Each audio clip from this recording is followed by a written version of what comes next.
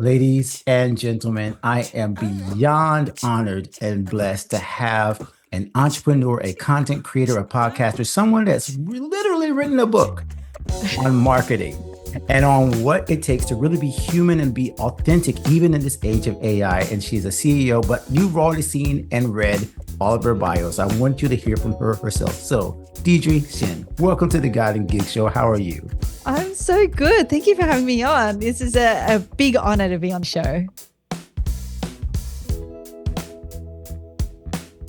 No, the honor is mine. Anytime I can literally see the face behind the brand that I'm fawning over.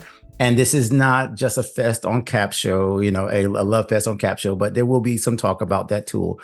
But I really wanted to meet the person behind what you do. And as a fellow podcaster, the first thing I wanted to start with, and then this is coming because you've been doing this for a long time. But the first thing I wanted to do is kind of give you the left field question and say, okay, she's expecting to give her bio. She's expecting all the things.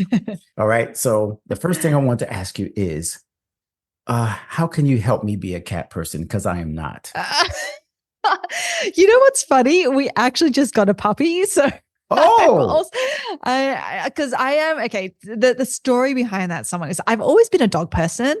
I mean, I love animals. Just, you can probably see if you're watching this on video, you'll see that I have Monty the sloth on the table with me right here.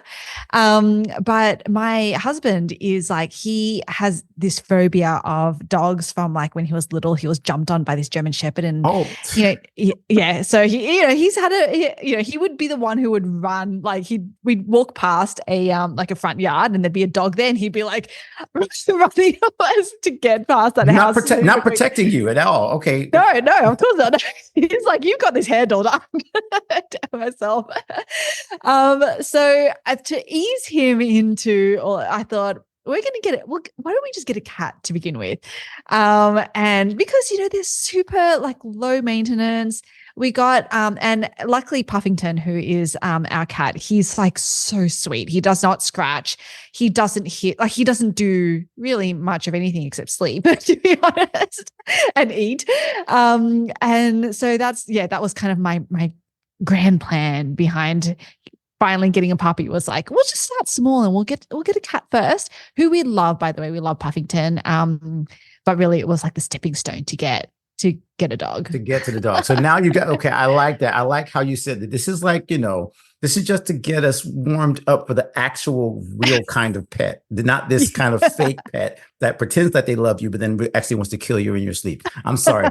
This is an entire left field turn that I took. I just was laughing to myself. I said, oh my gosh, she's a cat mom as well when I was reading your bio. So now let's get to the meat and nitty gritty that people actually want to hear, which is about you. So again, this part, the 30-second elevator pitch. If people are meeting you for the first time and they don't get a chance to read everything, what are the few things that you do want them to know about Deirdre, the person and the entrepreneur? Oh, yes. Okay. Well, I guess starting off with, what I do, which is, CEO and co-founder of Capsho, which is an AI-powered, we'll go into it, but it's an AI-powered software that helps creators, entrepreneurs specifically, who create long-form content, essentially market that content, get themselves discovered. So that's kind of what I, in inverted commas, do. I am kind of I know you said 30 seconds. I feel I'm going to be, it's going to be about 10 minutes. We'll give you grace. We'll give you grace. I gave you the cat story first. So that was my fault. So I'm also a cat mom and now a puppy mom. But I'm really, really passionate, actually. I've been really leaning into how do I help more people be intelligently lazy? I mentioned this sloth, Monty the sloth, that he is our spirit animal here at Capsho, because it's all about the reminder of it's okay to be lazy, which, by the way, is, if you know anything about me and my background, is what's really, really hard to get my head around. This lazy, what do you mean? I'm not lazy. I'm really, really hardworking. And it's fighting words, right? Yeah. Yeah.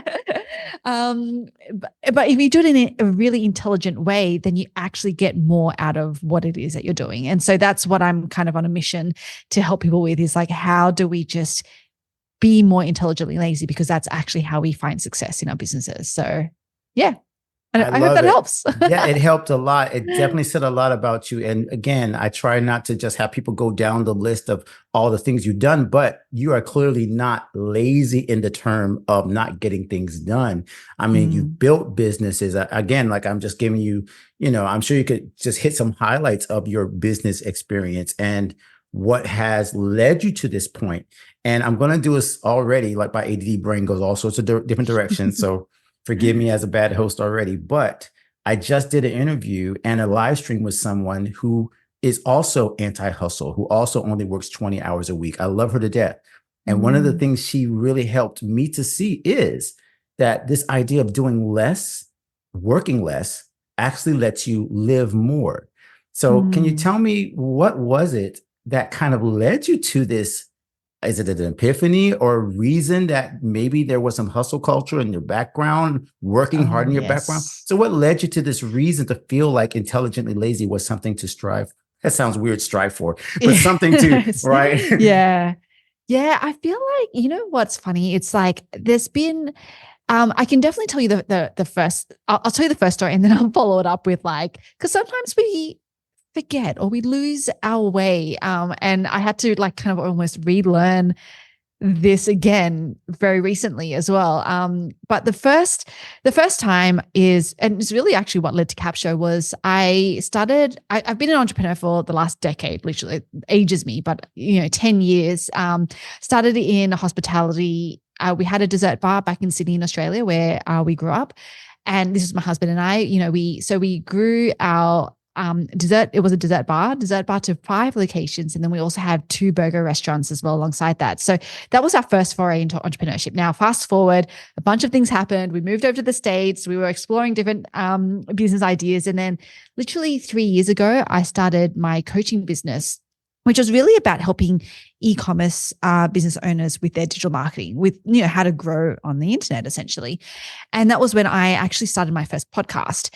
And what I realized very quickly when I hit publish was that it's one thing to create that content and hit publish, but it's a whole nother to actually get that content found. Mhm. And so when I started really going down this rabbit hole of, okay, how do I actually get my content and therefore myself discovered? And that was really painful. I'm going to be honest, because it was very much like I had like the likes of, we hear a lot about like Gary Vee, and he talks about, I think it's like content domination or whatever, like in one area. And I was like, okay, well, I have to be everywhere all at once, like at the same time. And so I was like, I was doing all of that. And literally it burnt me and my team out. Like I was barely operating a business. I'm going to be honest, because it was like a full-time plus more just in the marketing part of it, which is 100%. insane. And so that's actually what led to really like Capsho and what it is that we do. And it was really, but you can probably tell from that story was that I was very focused on the content marketing part of it, right? Like that's kind of what Capsho helps content entrepreneurs with. And when I say that, then I had to relearn this very recently is because, I felt like I had at least the content marketing part of it down, but then the rest of my business was very much like still operating from that hustle, Mm. that and the grind, and especially because being in software, like I think there's this. Well, I definitely had this assumption, this belief that for software, any kind of SaaS platform to succeed, it stems from that hustle. I remember reading the book even from like the likes of Rand Fishkin and stuff, like where there's stories of them like literally sleeping under the table, like for periods of time, like that. This is just we just get told that this is what it takes to build a successful, especially software business. And so that was kind of like how I was operating. And it was October 31. Like I tell this story now, like literally just last. So how many months? Only what, 5 months ago? A handful of Yeah. months ago. Yeah. Just about. Yeah. As a recording. Exactly. Yeah, like October 31, that like we actually made the decision to let pretty much our entire team go. Um, and the reason why was because I was operating under a lot of assumptions. And this is, I think, hopefully by me going through this and talking about this, one of the lessons that even I'm learning right now, talking it out loud, is like never operate under assumptions that like interrogate every decision that you make. Because there were a lot of assumptions that we just didn't question them, right? It was like, yep, we're just going to work every day because that's, just make that assumption. The way we've always done it, would that be another way to say it? Yeah. Yeah.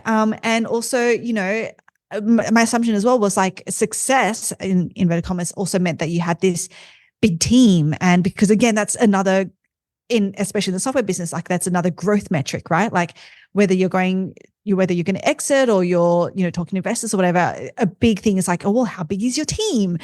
And so in my mind, for some reason, I was like, okay, well, I have to build a team because that's going to be a metric of success. And what we realized when we had these really honest conversations, so there's three co-founders, myself, my husband, and we have another co-founder, the three of us.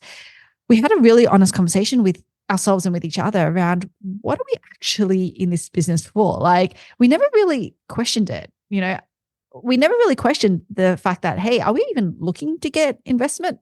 Like, no, we're not. Are we even looking to exit anytime soon? Like, no, we're not. Like, what do we actually want out of what it is that we're doing and what it is that we're building?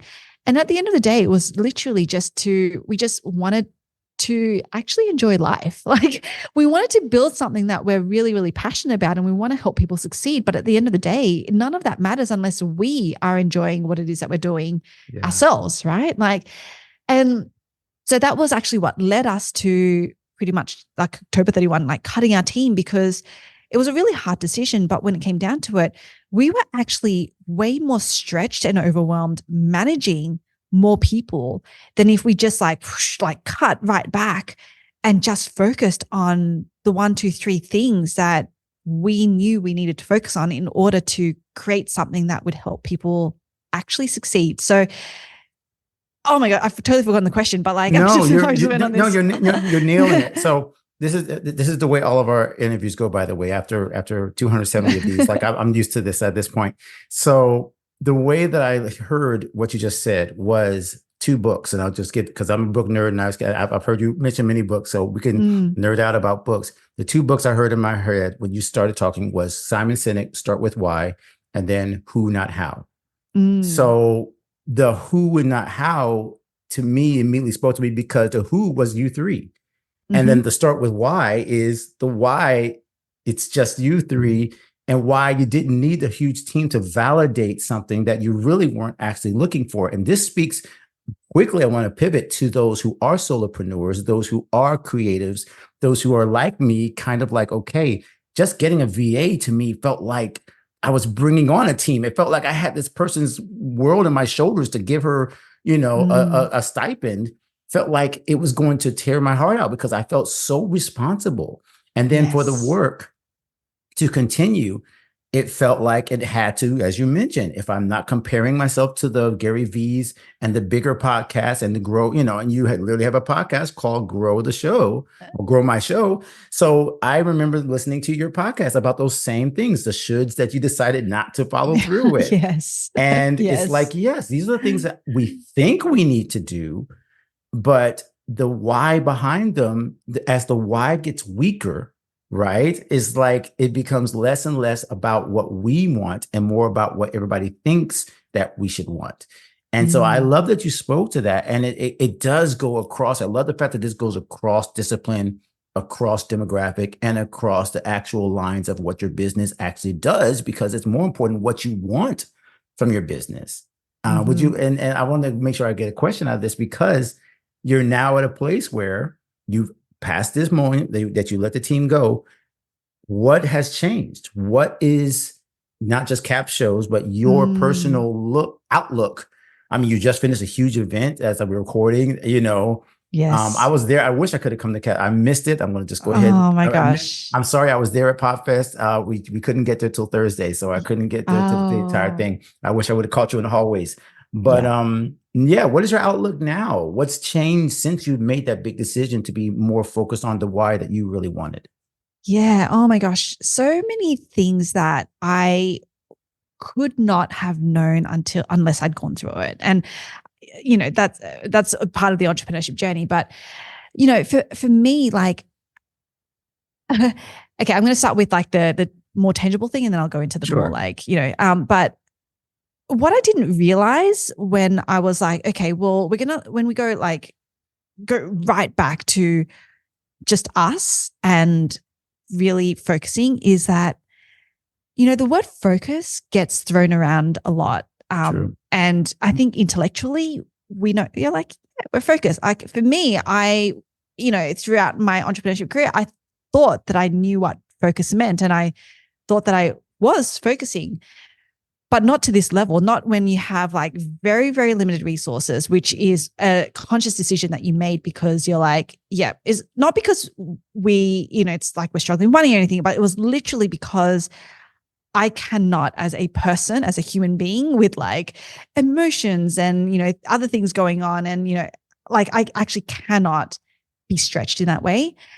It just makes it so much more real and tangible, that the focus, the F word, right? Because there's only so many hours in a day. I think we all know this, which means that you have to be so disciplined about what you do actually focus on.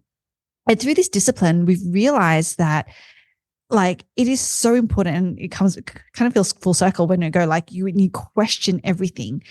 And I don't even mean like, because we started with questioning sort of some big assumptions and big decisions that we were making, but even now we question like when we're like, oh, this would be a good idea. Wait, let's pause and just really think about it. Like, is this actually going to move the dial for us? And it actually doesn't. It sounds like it takes a lot of time to question that, but it actually doesn't. It takes way less time to spend, 30 minutes questioning something a little bit deeper than to actually just go ahead and do the thing and then realize, after, right? Like absolutely. after, so that it actually doesn't do anything for you. So like just even having that change has been a game changer for what it is that we focus on. Because now, like I actually not only take, I Saturday, Sunday off, but I actually also take Friday half day off. So it's like 2.5 days that I don't have to work. I mean, I still sometimes think about work because I can't help it. That's just, how my brain's wired. But I actually don't have to open my laptop and do anything because we're so focused on what it is that we want out of this business. And because of that focus, we're disciplined about what we actually put on our plates to be like, okay, this is the thing that is going to move the dial for us. This is what we're going to focus on. This is what we're going to build muscle memory in. And then it's only until we've built that muscle memory that we're then going to add to it. We're then going to stack onto it. So for example, like, if we talk about content marketing, because I'm a total content marketing nerd, I'm real, like we made a very, very conscious decision to be like Facebook and LinkedIn are the platforms that we're going to be on. Now, you heard this in Shelter Shorts, like I want to be on YouTube so badly. Like, and I just got off a call about YouTube. And again, it's knowing the why behind you want to be there, I guess, right? Because you guys talked about this. Yeah, exactly. The why, but then also like knowing that making the decision to do something or be on a platform, if we're talking about in a content marketing example, like is you have to know that there's so much to do it well, which hopefully if any of us are going to do anything, we want to do it well. Yes. It actually takes a lot more than just, oh, I'm going to be on it, which is like, oh yeah, I'll have a username and a banner and I'm on YouTube, right? Like that's what it means. It's like, no, like, and we're actually going to be working with, someone to actually help us know all the things and, and do it well, because that when you're invested in that way, it means that you're actually going to make it work for you. And we can't be invested right now because we don't have the time, we don't have the bandwidth to actually be invested in it. So we're going to really just build muscle memory in Facebook and LinkedIn, which we are doing. Like, the amount of engagement I'm getting on those platforms now, the consistency that we're posting on there is phenomenal. And, so to me, it's like, wow, I can actually feel the shift in not only the results, but who we are as people, as entrepreneurs, as creators.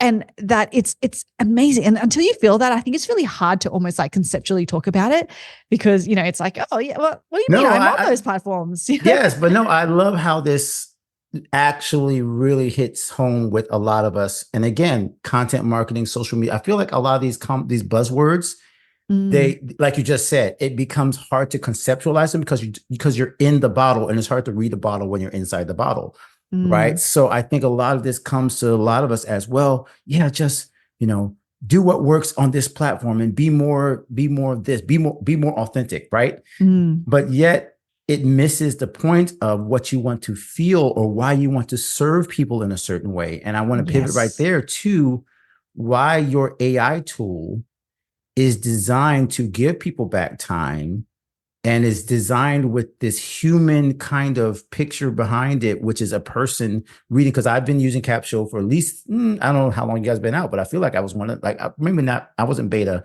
but I definitely, I think I heard you on Good Pods. I was like, there's no way I'm ever going to use that product. And then 2 months later, I was using that product. And so I want you to talk a little bit about why is it important that people allow themselves to get the muscle memory in these things, but make sure they maintain their voice and don't lose themselves in trying to be like all the things. And I guess that's what I'm kind of like putting two questions into one. How does Capsho Mm, help them do that? yeah. Because I mean, as you mentioned, it's not just for podcasters, it's for content marketers, and pretty much everybody now, if you have any kind of Yes. business, is a content marketer. So how do those two things work together? Yes. Oh my gosh. Okay. So when we first launched Capsho, this was we went live July 2022. So it was before, ChatGPT, it was before the whole AI hype. We launched it off the back of actually coming back from the first Podfest that we went to. Funny that you Okay. do, yeah. And we went to Podfest because I didn't even know that it was a thing at the time. That was kind of how new we were in the industry.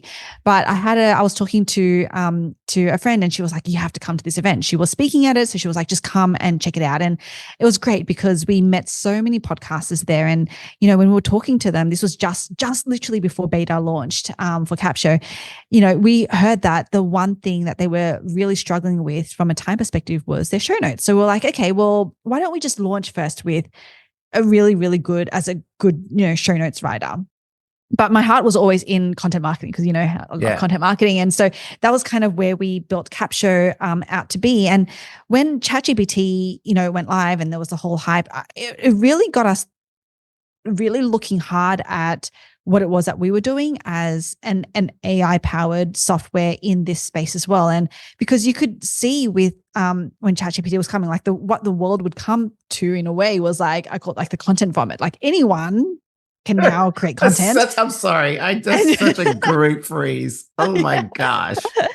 right? Just like vomit all over the internet. Like why, like literally. And so we had to be really intentional then about where Capsho played in this space. And that's kind of where we coined the term humane. It's like human with AI. It's like, we're now in this humanity era where everything that we do is going to be augmented with AI in some form. But that doesn't mean that we lose our humanity. Like we still need to lean into what it is that makes us human. And what that comes down to is first of all, that I call it the anchor content. Yes. Because it's kind of like garbage in, garbage out. If you put a really crap, am I allowed to say that on this? Yes, you're good. Yeah, No, okay, good. no, trust us, much worse said on this podcast. Okay, Trust me, great. you're good. Okay. So if you put crappy content into something like Capsho, you're gonna get crappy content out, right? So that's why you always have to start with why is it that you're creating content, and what is the I've heard different ways of saying this, but really recently at Capshovian's Live at the live event that you were mentioning, we had Joe Pulizzi speak. He's the founder of CEX, the Content Entrepreneur Expo, and he calls it content tilt. Like, what is your content tilt? Like, what makes you different Yes. with your content? And that's a very, very human process. Like, no AI can actually come up with that, and like that. It needs to come down to you, your thoughts, your experience, your stories, all of the things Your that make you life. human, right? Yeah. Exactly. And even the way that you do it. So I recently did you do the quiz, the content superpower quiz? I think, did I need to go back and look it up. Okay, I all feel like right. I did. Yeah. Anyway, I can give you the link if you want to share it as well. But Yeah, absolutely. We'll put it in the show notes for sure. yeah, we created this really, really quick quiz to come up with your content superpower. The three core ones are either you're an expert, you're the expert, you're the curator, or you're the investigator. And all of those, it's a superpower that only, again, us as humans have. And not only that we have, but that we know that our audience wants, right? And so, you bottle all of that up. And so what I'm trying to say here is that anchor content has to start with you as the human. And then the great thing about what Capsho does is it actually spits back to you what it is that you created. And you might look at that and be like, that was really good. Right? Yeah. Like these are some really cool things that either I said or that my guest said or that I was able to like elicit out of my guest. Or, oh my gosh, like this was not that great. Or we spoke about 10 million different things. Like, how do I make this into a really impactful piece of, and it actually, I didn't realize that this was a thing that Capsho was doing, but it definitely has done it for me. But it actually helps to almost like coach or guide you as to like what it is that you could do better next time with your next piece of content that you're creating. And so that's kind of almost like the meta, if I can say, like part of what Capsho does. But really, also at its core is what it does. It like how we, when we're talking about this whole thinking about this whole Capsho's place in this humanity era. We also know that the output needed to have a really great way to have the human interact with that content that was being created, because the first version of Capsho was very much like it will just like spit back out to you, like just give it to you. It's like, here's the one thing, and then it still had an editor, so you could still edit it, but it didn't have the level of flexibility that Capsho now has, which is like it's in blocks, so you can structure it differently to how the next podcaster would structure it. It gives you options so that it's not just the one thing that it will give you, but it gives you, multiple, and you can pick and choose, and you can merge things together if you want. And, it just gives you so much more insight into what it is that the possibilities that you can have even with the output of your content once you put it through Capsho. So there's kind of a few things that we designed Capsho to do to be able to help fundamentally you as a human, as a creator, make even better content for your audience at the end of the day. I love the fact that it really comes back down to that. What does make you special? What is like you said, the content tilt?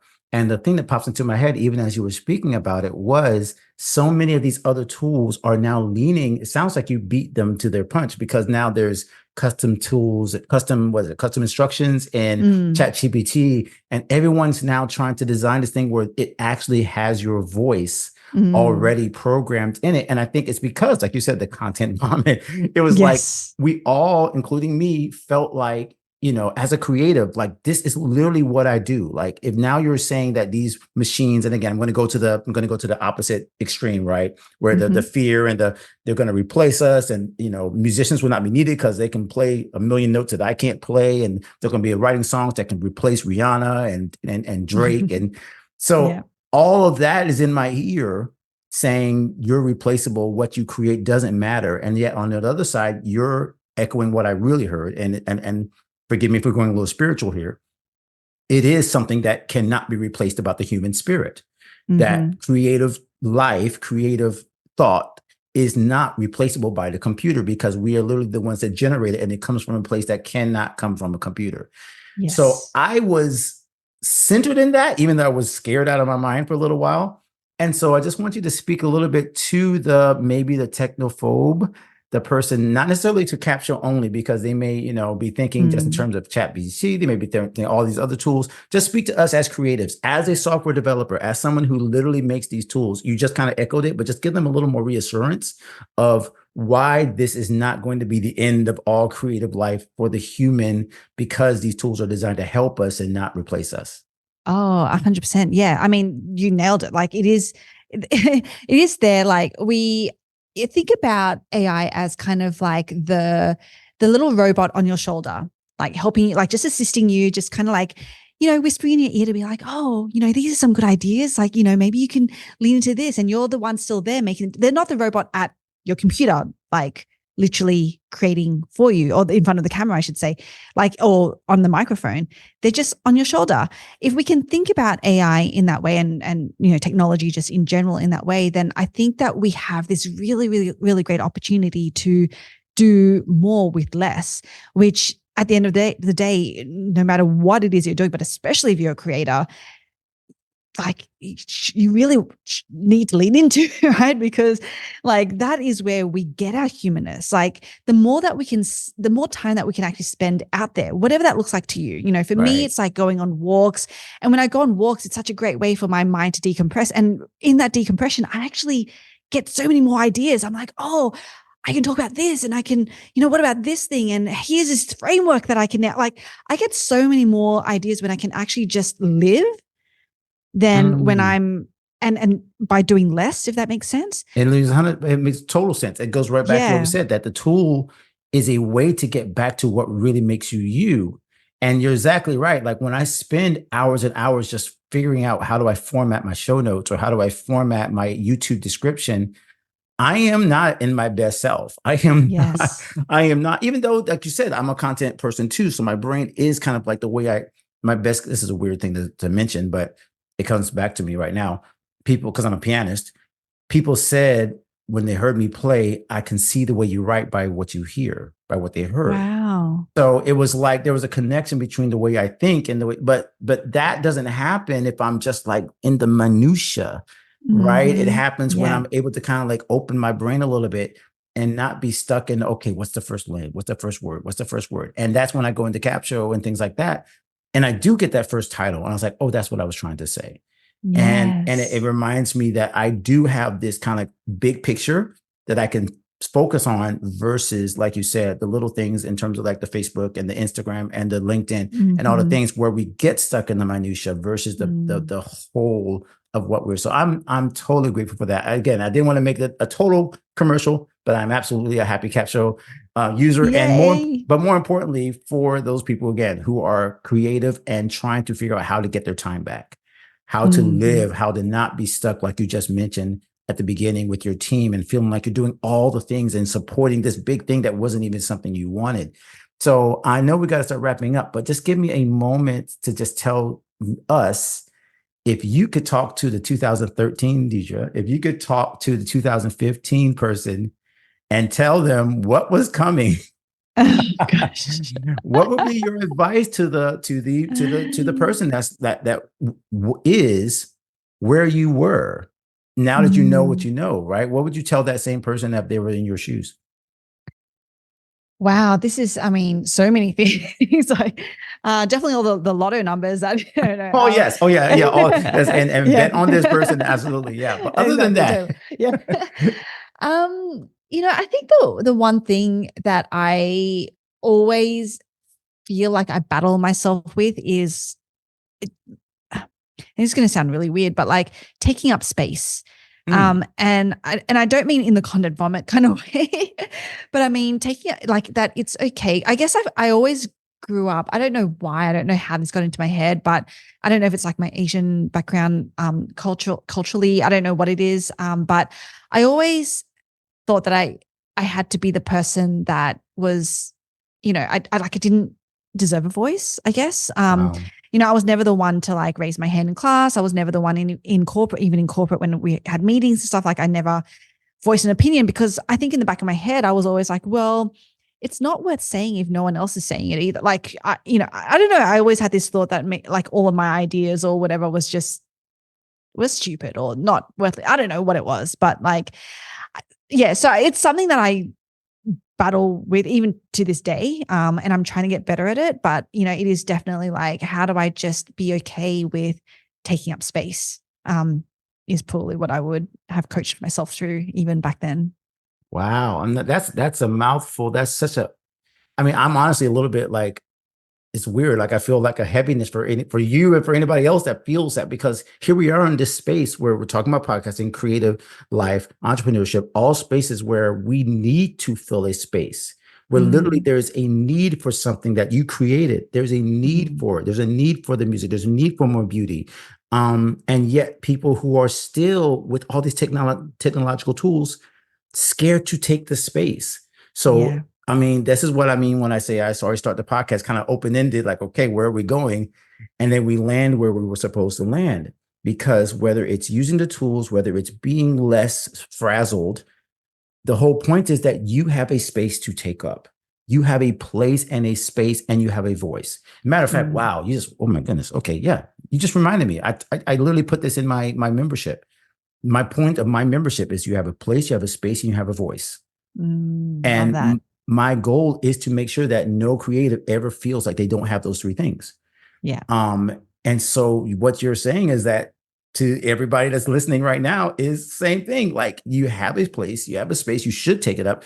And there are ways to use your voice. And even if you haven't used it before, go do it. Go start the podcast. Go listen to the Grow the Show podcast, because I'm listening to it and I'm getting ideas, and I'm always like running, doing my thing and listening to you and Bona and like trying to like, okay, what should I do next? Because I get stuck in these little things again. But I love this so much. And you are absolutely a blessing to the podcasting community. Thank you so much for what you created and what you represent, which is the human side behind all this technology, is really putting marketing where it's supposed to be. So I want to thank you from the bottom of my heart, personally. Oh, thank you. Thank you for saying all that. No, I thank you for having me on this. This was a great conversation.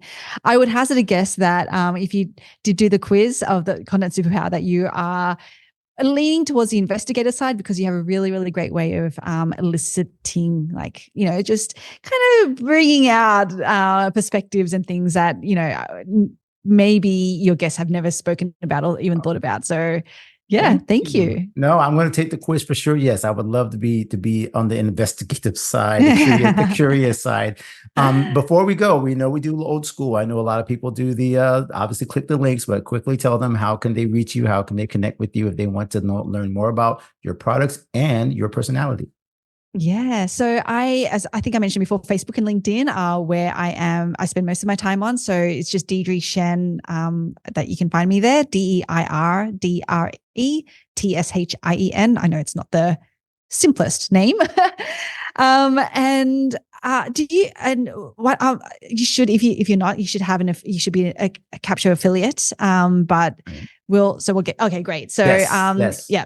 So I think there will be a link, but in that link, you'll be able to get an extended free trial of Capsho. So you'll get an extra credit to try Capsho out. And we also have some really cool resources, some really short audio training that goes into some social media, how to get the most out of social media, but also how to get the most out of search, so SEO and things like that. So really short, impactful audio training that you can get as part of that free gift that Alan's going to put the link for in the show notes.